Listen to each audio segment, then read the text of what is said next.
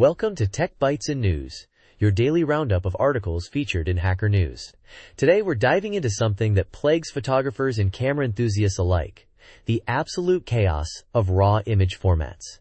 I mean, seriously, why is it so complicated? Right? It's like every camera company decided to invent its own language. What's the big deal anyway? Why can't they all just get along and use the same format? Well, that's exactly what the article from The Verge explores. It's all about why we have Canon's County Route 3, Nikon's NEF, Sony's ARW, and a whole alphabet soup of other RAW formats instead of, just one. Okay, but before we get too deep, can we just quickly explain what RAW even is for the uninitiated? Good point. So think of it this way. A JPG is like a finished meal, ready to eat. The camera processes the image and compresses it into a ready-to-share file. A RAW file, on the other hand, is like all the raw ingredients. It's unprocessed data straight from the camera sensor, giving you way more flexibility in post-processing. Ah, I see. So RAW is for the control freaks, basically? Essentially, it gives you much more latitude to adjust things like exposure, white balance, and color without destroying the image quality. But here's the catch. Because it's unprocessed, you need special software to open and edit it. And that's where the format wars begin. Okay, so each company has its own special sauce, its own proprietary RAW format. What's so bad about that? Does it really matter? It matters because it creates a huge compatibility headache. Photo editing software needs to be specifically updated to support each new camera and its particular flavor of RAW. It's a constant game of catch-up for developers, and it can be a real pain for photographers who switch between brands or want to use the latest and greatest cameras right away. So what's the solution? Is there a universal RAW format that everyone could use? Well, Adobe actually tried to solve this years ago with DNG, the digital negative format. It's open source, royalty-free, and designed to be a universal RAW format. The idea was that everyone could adopt it, and we'd all live in raw harmony. And did it work? Not exactly. Some smaller manufacturers have adopted DNG, and even Apple uses it for Apple Pro RAW on iPhones. But the big players, Canon, Nikon, Sony, they've largely stuck with their own proprietary formats. Ugh, of course. So why? What's their excuse for not playing nice? That's what the article digs into. They interviewed representatives from several camera companies, and the general consensus was that proprietary formats give them tighter control over the image pipeline and allow them to optimize for their specific camera hardware and software. Tighter control? What does that even mean? Are they hiding some secret sauce in their RAW files? Well, according to Sony, their ARW format lets them maximize performance based on device characteristics such as the image sensor and image processing engine. Panasonic said something similar, claiming their proprietary format enables better optimization and supports unique camera functions. Okay, I guess that makes some sense. They want to squeeze every last drop of performance out of their cameras.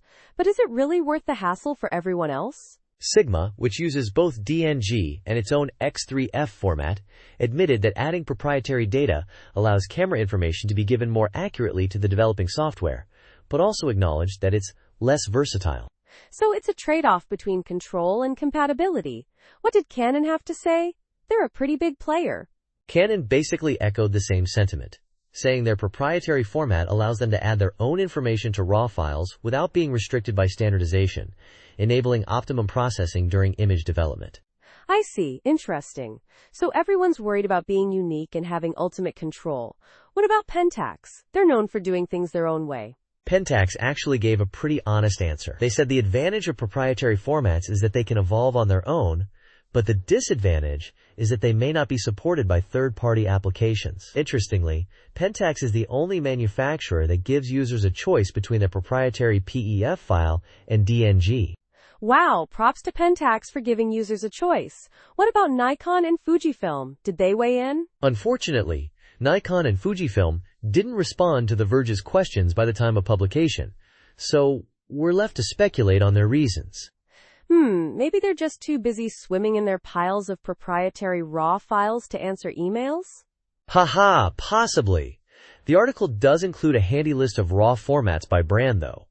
It's like a who's who of camera file extensions. Let's hear it. Hit me with the RAW rundown. Okay, so we've got Canon with County Route 3, Nikon with NEF and NRW, Sony with ARW, Fujifilm with RAF, Panasonic with RW2, OM System with ORF, Hasselblad with 3FR, Pentax with PEF or DNG, Ricoh with DNG, Leica with DNG and RWL on some point-and-shoots, Sigma with DNG, previously X3F, DJI with DNG, Samsung with DNG, and Apple with DNG, Apple Pro RAW or F. Good grief, that's a lot of formats. It's no wonder people are confused. So even if they use the same sensor, like Sony sensors in Nikon or Leica cameras, they still end up with different RAW formats? Exactly. The article points out that even with the same sensor, the image processing pipeline and fine-tuning are all proprietary. That's what gives brands their signature style, like Fujifilm's famous color science. But couldn't they achieve that same signature style with an open format like DNG? Is it really impossible? That's what Ben Sandofsky, the developer of the Halide camera app, thinks. He told The Verge, "I have yet to hear a good reason for using proprietary RAW formats. The underlying data is the same. If a manufacturer comes up with additional data that isn't included in the DNG standard, the format is extensible enough that a camera manufacturer can throw it in there anyway." So it sounds like it's more about control and being stubborn than any real technical limitation. That's the impression I get too. The article concludes that we're sort of at the mercy of camera brands and whether they choose to be more guarded with a proprietary format or use an open one like DNG. Well, that's a bit depressing. So what's the outlook? Are we doomed to forever live in a world of raw format fragmentation? The author seems cautiously optimistic. They say that as long as camera brands continue to work closely with companies like Adobe, we can likely trudge along just fine with the status quo. But they also admit they'd personally prefer to see all cameras offer a common format like DNG.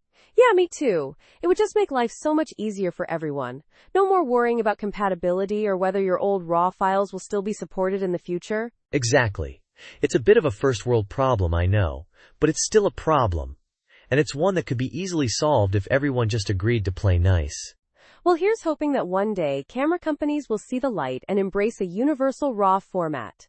Until then, we'll just have to keep our software updated and our fingers crossed. Indeed. Thanks for joining me on this deep dive into the world of RAW image formats. I hope it was enlightening, or at least slightly less confusing than before. Goodbye, and see you next time. Opening parenthesis, closing parenthesis. Bye-bye.